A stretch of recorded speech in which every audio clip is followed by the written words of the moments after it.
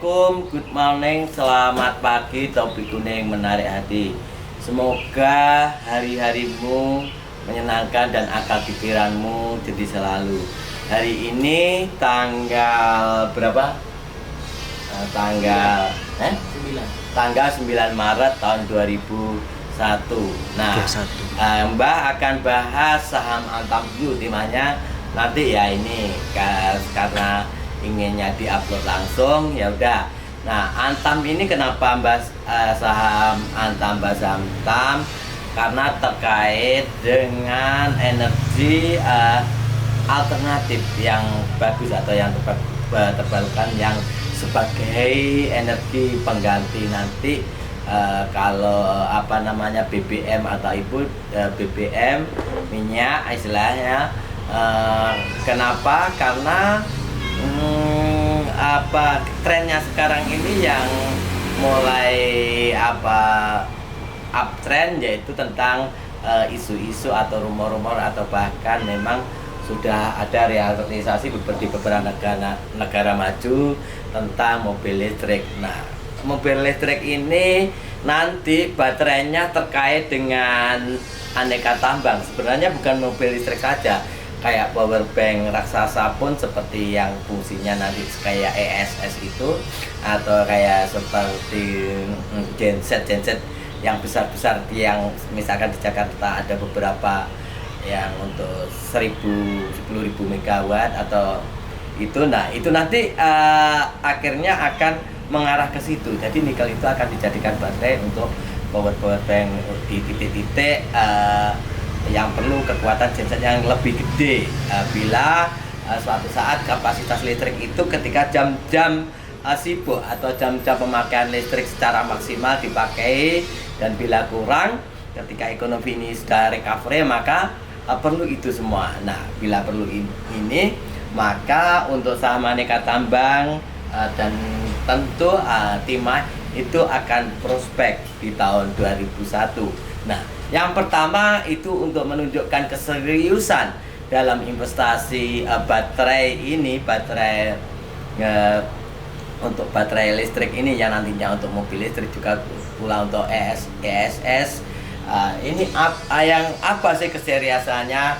Kalau untuk itu, kalau kita garis bawahi, kita lihat aja gross domestic brutonya ketika semua terkena dampak dari pandemi corona itu, maka GDP dari daerah-daerah provinsi yang ada di Indonesia ini negatif semua, terutama Bali yang minus 12% sekianan itu. Nah, tapi jangan dilupakan ada potensi di Sulawesi Tengah dan sama Maluku, yaitu Maluku Utara mungkin ya. Itu plus GDP-nya plus 6, sekian dan 2, sekian. Nah, itu sebenarnya ada apa? Tentu ada kata kunci atau potensi sumber daya alam atau industri yang bisa mendongkrak pendapatan rata-rata daerah itu, yaitu adanya nikel. Nah, nikel inilah yang akhirnya dipoles, dipicu untuk lebih difokuskan. Untuk difokuskan maksudnya apa? Dikerucutkan bagaimana industri nikel ini kita tidak langsung ekspor. Artinya pemerintah harus punya kebijaksanaan. Nah, kebijaksanaannya itu apa? Adalah menggali nikel ini diproses secara industri dari hulu sampai hilir. Nah, bila diproses sampai hulu sampai hilir ini dari penambangannya, kemudian proses smelternya, kemudian proses pembuatan baterainya sampai distribusi, maka harus melibatkan beberapa industri secara terkait, dan Indonesia tidak bisa secara cepat untuk berdiri sendiri. Maka itu perlu investor asing. Nah, investor asing ini nanti dalam bentuk apa? Macam-macam. Ada yang lewat fund manager, ada yang lewat SBM, atau ada yang lewat perbankan. Nah, garis bawahnya yang paling cepat adalah sudah yang berkomitmen menandatangani MOU adalah LG Chemical. Nah, LG Chemical, dan di Indonesia tidak bisa pertambangan dari aneka tambang dan timah itu berdiri sendiri. harus dibentuk sebuah holding, dan holding yang sebelumnya itu Inalum sebagai ibu perusahaan aneka tambang dan timah. Lalu apakah itu cukup? Kurang bersinergi. Kenapa? Itu kan pertambangannya. Nah, prosesnya iya cuma proses pemisahan, tapi harus ada proses yang titik tengahnya itu sampai end produknya, yaitu PLN sama Pertamina, di mana di PLN ada di sisi tengah, kemudian yang produk akhirnya kemudian adalah Pertamina sebagai distribusinya. Nah, siapa itu LG? Nah, ketika LG ini sudah menandatangani, dan itu dalam ketiganya PLN, Pertamina dan Inalum, atau di dalamnya ada aneka tambang, kemudian sama TIS, kemudian PTBA, itu bikinlah pabrik yang namanya Baterai Indonesia. Nah, penandatanganannya kerjasama dengan LG sudah ditandatangani di Seoul, Korea bulan 12 kalau nggak salah, tanggal 18 itu.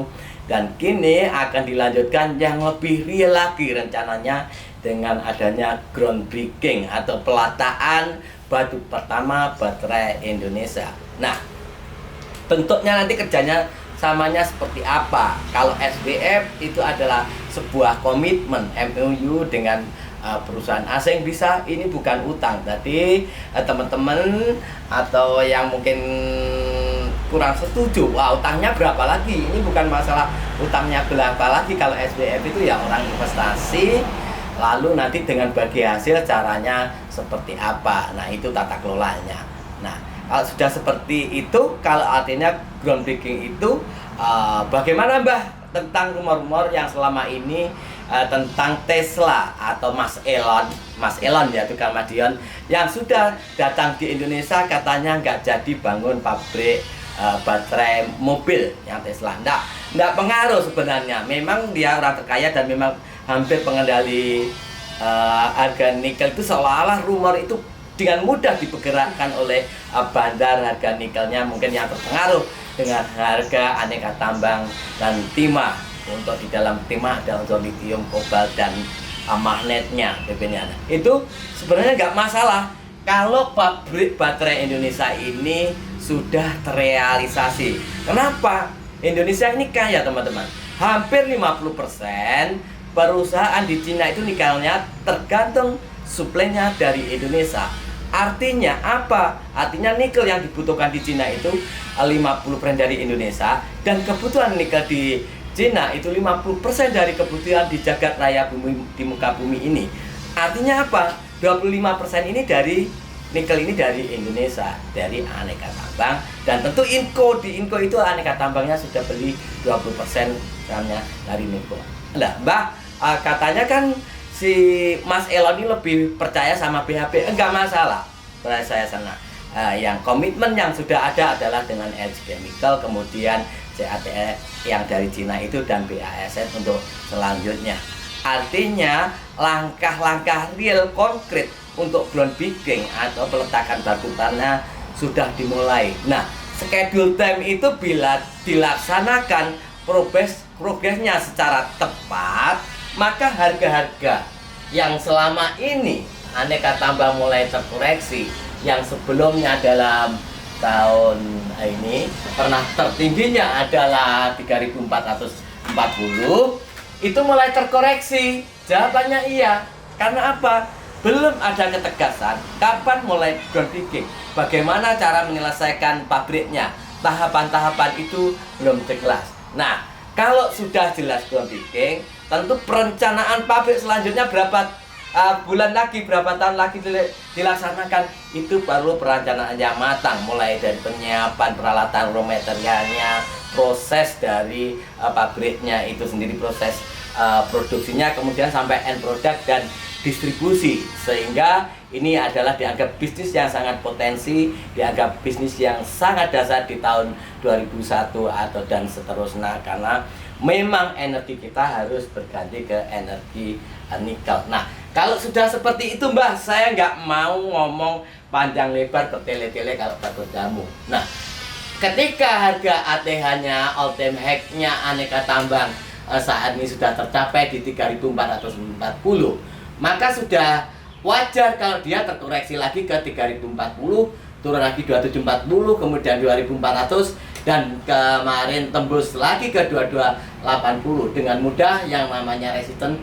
kalau dari bawah yang akan menjadi support di 2340, dan Mbak kira sebelumnya support itu dia ada 2400 akan jebol. Lalu cara menghitungnya prediksi Mbak, support persepsi Mbak Giso itu adalah di 2020 S1 nya dengan S1 aksen waktu itu di 2400 ternyata gagal. Mbak, kalau support di S1 tidak tercapai lalu mantul, bagaimana cara menghitungnya? Menghitungnya bila mantul hari ini silakan hitung 2340 R1 yang Mbak prediksikan sebelumnya waktu dari bawah, waktu harga masih di 1300-an itu, ditambahkan dengan yang akan menjadi support prediksi, maka ketemu angka 2210. Caranya menghitungnya adalah begini. Nah, kalau sudah ini, apakah ini ada potensi mantul? Jawabannya iya. Kalau saya jadi bandara, memang akan saya hancurkan ke 1960 atau 2020.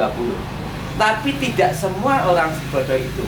Mbah sendiri saja contohnya mulai akumulasi lagi ketika harga ini mendekati harga 2300 ke bawah. Dan semoga ketika nanti groundbreaking di akhir Maret, harganya mantul lagi. Sebelumnya itu mungkin 1 minggu atau 10 hari sebelumnya akan mantul lagi dan akan menembus titik-titik yang pertama menjadi tujuan untuk mantul adalah di harga 2640, kemudian 2740. Kalau lepas dan orang-orang optimismenya itu punjul atau lebih, maka akan kembali ke 3040 sampai 3440. Begitu news selanjutnya, cara mengeluarkan progres-progres dari baterai Indonesia ini per 2 mingguan atau mingguan itu tertata, tentang nanti bagaimana perencanaan pabriknya, berapa kapasitasnya, bahan apa yang sebagai pabrik baterai ini, misalkan bagaimana keterlibatan timah, prosentasenya, begitu pula untuk dibutuhkan bahan bakar dari BTPA untuk misalkan smelter dan proses energi selanjutnya. Nah, kalau Mbak Giso yakin di tahun 2024 ini Antam akan tembus di atas 10.000. Saya Mbak Giso Trik Cuan, sing semangat jagamu berdoa. Nah, 2300 Bang. ya kan? Ayo Bang.